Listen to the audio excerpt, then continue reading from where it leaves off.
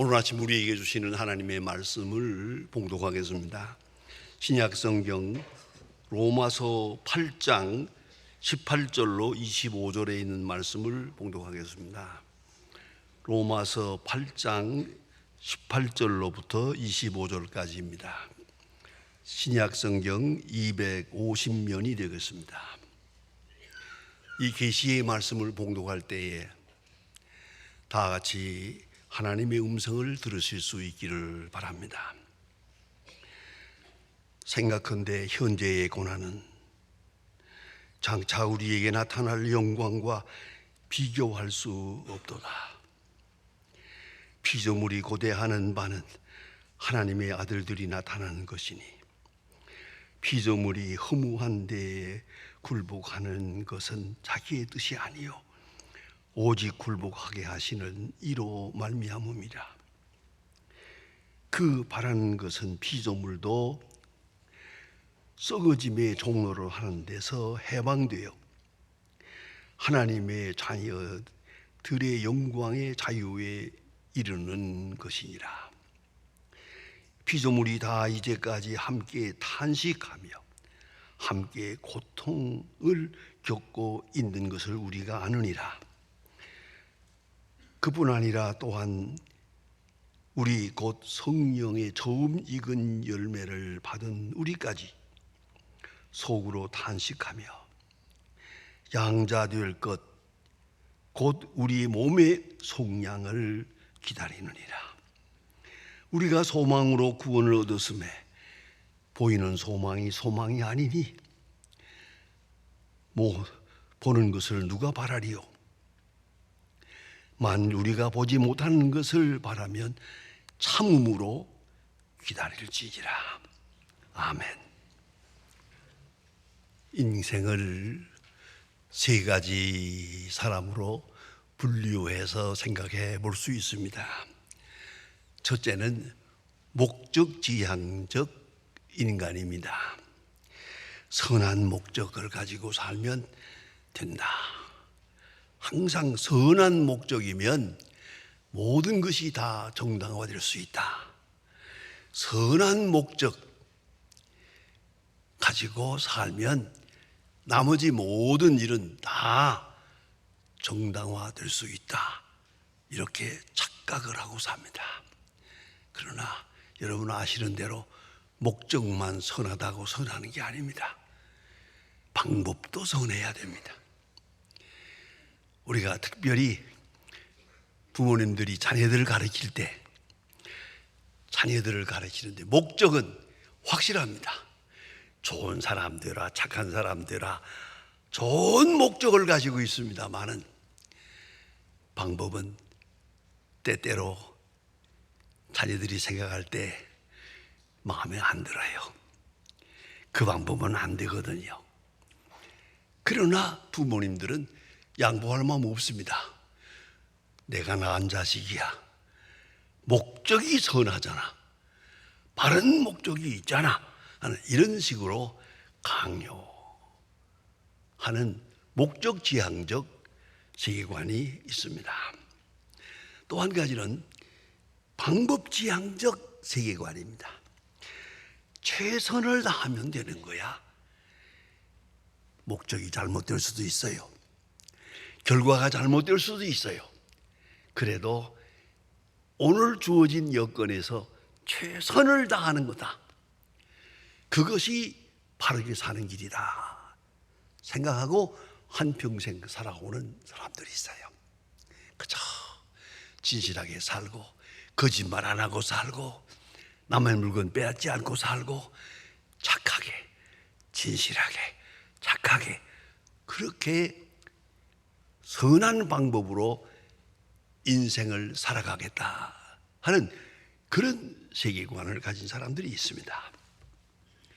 세 번째는 종말지향적 세계관입니다. 에스카탈로지컬 페이스입니다. 종말론적 하시면 끝을 먼저 생각합니다. 마지막 끝이 뭐냐 생각하고 오늘을 생각합니다. 조금 고달프고 어렵더라도 끝이 바로만 되면 된다. 바른 종말, 거기다가 초점을 맞추고 많은 고통을 당하더라도 참고 견뎌나가는 그러한 종말 지향적 세계관이 있습니다. 유명한 철학자 시치다드는 그렇게 말합니다. 과거로부터 현재 미래를 생각하는 사람이 있고 미래로부터 현재를 생각하는 사람이 있다. 그래서 진실이란 뭐냐, 신앙이란 뭐냐 하면 미래로부터 현재를 생각하는 것이다. 그것도 더 중요한 것은 결정적 미래, 종말론적 미래 생각하고 거기서부터 오늘을 생각하는 것이다. 이것이 바른 인생관이다라고 가르치고 있습니다.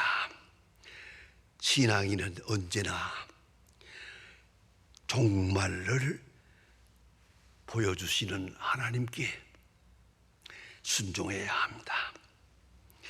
그런데 그 종말이 인생의 의지와 우리의 수고와 때로는 공로마저 초월할 때가 많아요.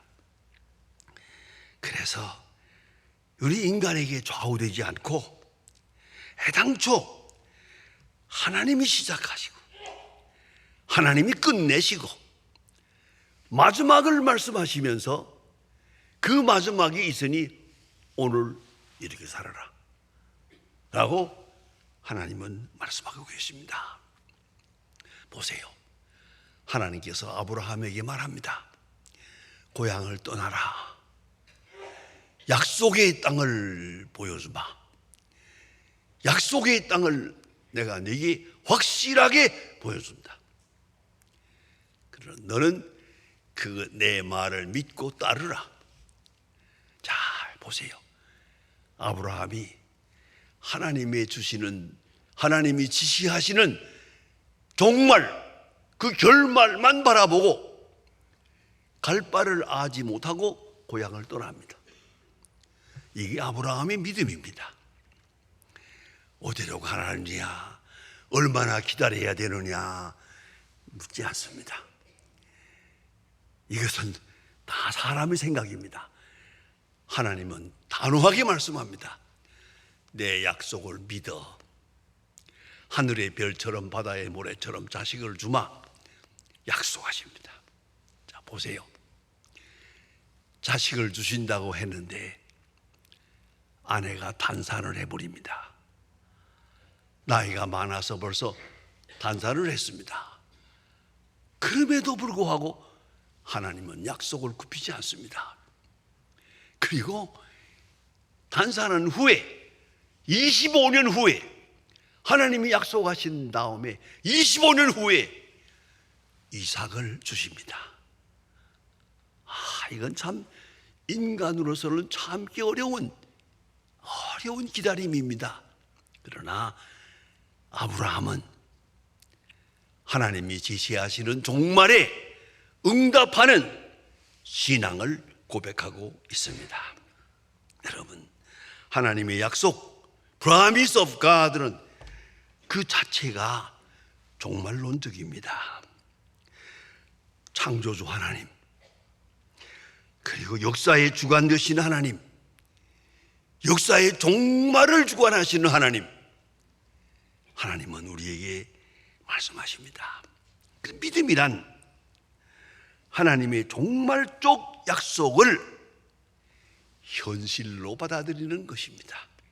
그것이 믿음입니다. 하나님이 말씀하셨으니까 이제는 가부를 말할 필요가 없어요. 그냥 믿고 따라갈 뿐입니다. 말씀대로 될 줄로 믿고 말입니다. 오늘을 사는 것이 그것이 그리스도인입니다. 하나님의 세계는 너무 크고 너무 위대합니다. 너무 놀랍습니다.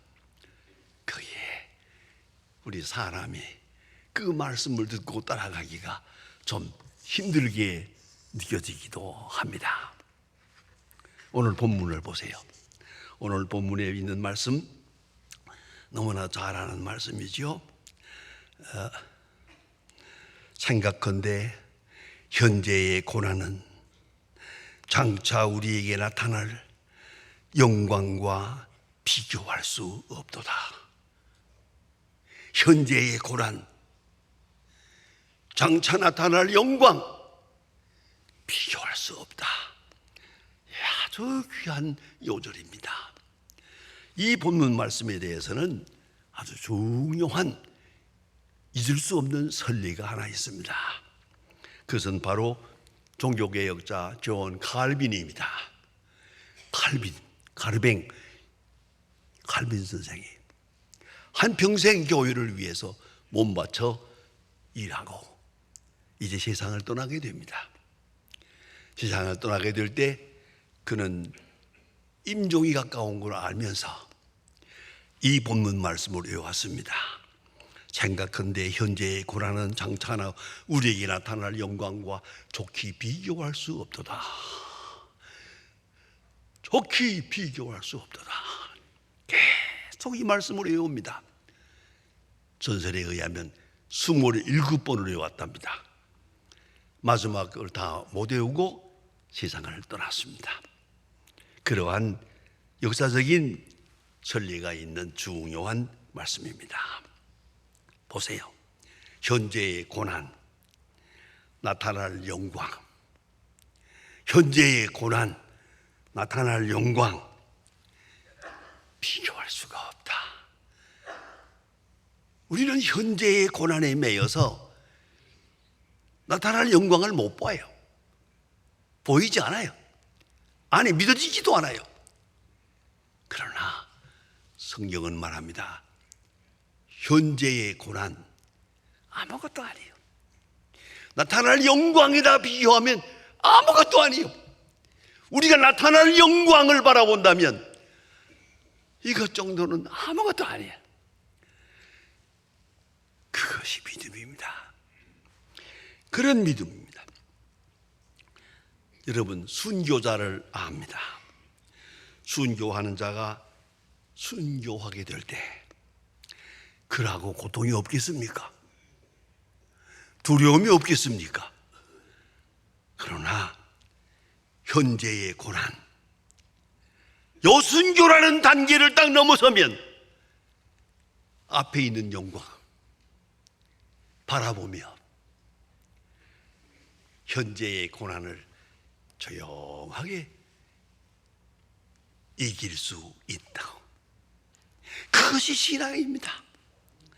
여러분, 아무리 어려운 고통이더라도 앞에 있는 영광을 바라볼 수만 있다면, 그것이 눈에 환하게만 보인다면, 아니 그것이 믿어진다면 오늘의 고난은 문제가 안 됩니다. 문제가 안 돼요. 그걸 잊지 말아야 합니다. 그래서 현재의 고난과 앞에 있는 영광을 한번 이렇게 비교해 보시기 바랍니다. 그리고 앞에 있는 영광이 크게 보이면 현재의 고난은 작게 보이는 거죠. 그렇지 않습니까? 참 미안한 얘기입니다만 제가 5년 동안 가족을 두고 유학을 했거든요. 그래야 아이들이 고생 많이 했죠. 집사람 고생하는 건 말도 못해요. 생활도 어렵고 애 셋 키우면서 얼마나 고생한다는 거 짐작해요. 때때로 편지가 와요. 이렇게 어렵고 이렇게 어렵고 와요. 편지를 보면서 생각합니다. 조금만 참아라. 조금만 더 참아라. 다 보상해 줄게. 여러분, 이걸 하셔야 돼요. 현재의 고난, 이거 확실해요. 어려운 건 사실이요. 그러나 현재의 고난 때문에 미래를 망칠 수는 없잖아요. 저와 같이 공부했던 제 친구들, 유학을 한 사람들 많아요. 미국에서 다 만나고 그래요. 옛날 얘기를 하면서도 그런 얘기를 해요. 자기들은 처자식을 데리고 유학을 왔대요. 아이들 공부시켜야지, 빚값 해야지, 뭐 왔다 이러다 보니까 공부가 돼요. 애들 시중해야지, 가정 돌봐야지, 돈 벌어야지. 어쩌다가 이렇게 돼가지고 그만 화려한 좋은 목적으로 유학했지만은 다 망쳐버리고 말았어요. 뒤에 이 이야기를 서로 주고받으면서 얼마나 기가 막힌 얘기를 해요. 이 사모님이 예뻐요. 그 사모님을 바라보, 난 이 여자 때문에 망쳤다고 그러잖아요. 그래서 깜짝 놀라가지고, 여보세요, 적어도 이만큼 예쁜 여자하고 살려면 그만한 희생은 있어야지 했더니, 목사님 잘 보세요. 어디가 예쁜가? 예쁘지도 않아요. 왜요? 저 여자 때문에 얘가 망쳤다 이거예요. 여러분 깊이 생각하세요. 미래를 크게 보고 현재를 작게 보고 살아야지. 현재를 크게 보다 보니까 미래가 없어지고 말아요. 이걸 잊지 말아야 돼요. 사도 바울은 디모데 후서 4장에서 결정적인 얘기를 합니다. 나의 달려갈 길을 다 가고 믿음을 지켰다. 얼마나 힘든 얘기입니까? 달려갈 길을 다 가고 믿음을 지켰다. 지금 감옥에 있습니다. 그런데 앞에 순교라는 것이 있다. 앞에 죽음이라는 것이 있어. 순교가 있지만은 저 앞에 멸류관이 있다. 멸류관이 눈앞에 보인다. 사도 바울은 멸류관을 바라보며 오늘의 순교라고 하는 이 아픔, 이 고통을 깨끗하게 잊어버리고 있어요. 이것이 신앙입니다. 이런 신앙 말입니다. 멸류관을 바라보며 순교라고 하는 현재의 고난을 쉽게 넘겨볼 수 있는, 초월할 수 있는 그런 신앙 말입니다. 멸류관을 바라보며 순교라는 현재의 고난을 초월하고 있습니다. 이것이 참 신앙 고백이요, 신앙인의 현실적 모습입니다. 여러분, 스데반을 보죠. 스데반이 순교합니다. 돌에 맞아 죽습니다. 그러나 그는 쳐다봅니다. 자기가 가야 할 곳을 쳐다봅니다. 저 보좌 위에 인자가 계신 것을 보았습니다. 그리스도가 계신 것을 보았습니다.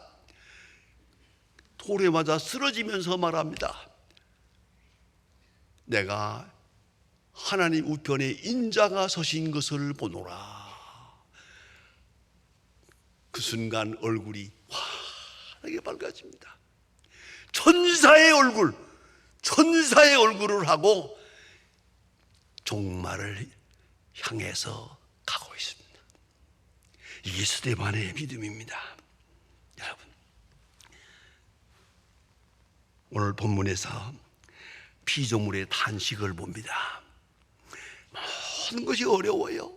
모순되고 부조리하고 피조물의 탄식을 다 함께 느끼고 있습니다. 그러나 이것을 넘어서서 저 앞에 있는, 앞에 나타날 영광을 바라볼 수 있는 영적 안목이 있어야 한다는 말입니다. 여러분, 믿음의 사람들, 아브라함은 하나님의 그 약속의 세계를 바라보며 25년을 기다려서 약속을 받았습니다. 모세는 40년 동안을 기다려서 가나안을 내다보게 됩니다. 노아는 120년 동안을 기다려서 하나님의 구속하시는 역사를 경험하게 됩니다. 이스라엘 백성들은 70년을 기다려서 바벨론 포로에서 돌아오게 됩니다. 하나님의 약속은 좀 멀고 좀 고달프고 좀 힘들게 보이기도 합니다. 그러나 그 약속에는 변함이 없습니다. 확실함이 있습니다. 이걸 잊지 말아야 합니다.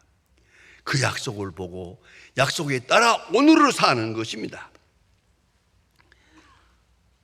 어떤 환경에 처했든지 눈을 들어 우리는 하늘을 쳐다보아야 합니다. 골로새 3장 1절에서 사도 바울은 다시 말합니다. 그러므로 너희가 그리스도와 함께 다시 살리심을 받았으면 위의 것을 찾으라. 땅의 것을 생각하지 마라. 위의 것을 찾으라. 거기는 그리스도께서 하나님 우편에 앉아 계시느니라. 위의 것을 바라보며 종말을 바라보며 오늘을 사는 것입니다. 사실은 좀 이름을 대고 구체적으로 말하고 싶습니다만은 본인들에게 신뢰가 될까 봐 말씀을 못 드립니다. 한국에 이름이 있는 재벌입니다. 그런데 온 가족이 다 교회에 나가고 있지만은 이상하게 그 회장님은 교회를 안 나갔습니다. 교회 끝까지 안 나갔어요. 그리고 그 이유는 가정 불화가 있었어요. 그냥 부부 사이가 좋지 않아가지고 그래서 교회 나가고 싶지 않았어요. 그래서 그만 가정 불화 때문에 신앙도 가질 수가 없었어요. 그러나 착한 분이에요. 그래서 학교도 세우고 병원도 세우고 장학금도 많이 주고 좋은 일 많이 했어요. 그런데 마지막에 세상을 떠나게 돼요. 임종회의 했을 때 자녀들이 쭉 둘러앉았는데 맏아들을 딱 손을 잡고 이 사람아, 내가 교회에 나가야 될 줄을 알아. 그러나 나갈 수가 없었어. 나는 가정을 바로 지키지 못했기 때문에. 그래서 부끄러워서 교회 나가지는 못했어. 이제 내가 하나님 앞에 가려면 가야 될 것 같아. 그래서 내가 하나님 앞에 죄송스러워. 그러니까 내 대신 내 이름으로 네가 교회를 세우라. 내가 부디 교회를 세우다오. 그래서 알았습니다. 아들이 약속을 했어요. 세상 떠난 다음에 교회를 세웠어요. 그 교회 큰 교회인데 제가 이름을 대고 말하지는 못합니다. 그 주님 앞에 갈 때가 되니까 주님 앞에 내놓을 것이 없어요. 그래서 아들에게 부탁해서 그 아들의 이름으로 교회를 세워서 그렇게 한 것을 제가 잘 알고 있습니다. 이 가운데도 이름을 대면 다 알만한 분들은 알 수 있습니다. 왜요? 주님 앞에 갈 때 내가 돈을 벌었다고 의미가 있나요? 사업을 했다고 의미가 있나요? 큰 일을 했다고 그 의미가 있을까요?